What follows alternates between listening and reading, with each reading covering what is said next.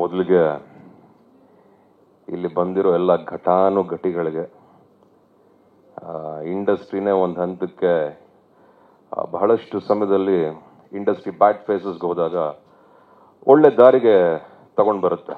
ಹೇಗೆ ತಗೊಂಡು ಬರ್ತಾರೆ ಅದನ್ನು ಕೇವಲ ನಾಯಕ ನಟರು, ಒಬ್ಬೊಬ್ಬ ನಿರ್ಮಾಪಕರು, ಒಬ್ಬ ನಿರ್ದೇಶಕರು ಅಂತಲ್ಲ, ಒಂದು ಟೀಮ್ ಮೂಲಕ ಒಂದು ಒಳ್ಳೊಳ್ಳೆ ಸಿನಿಮಾಗಳು ಅಂತ ಪ್ರತಿ 5 ವರ್ಷ 10 ವರ್ಷಕ್ಕೆ ಇತಿಹಾಸನೇ ಸೃಷ್ಟಿಯಾಗುವಂಥ ಒಳ್ಳೊಳ್ಳೆ ಸಿನಿಮಾಗಳು ಬರ್ತಾ ಇರುತ್ತೆ.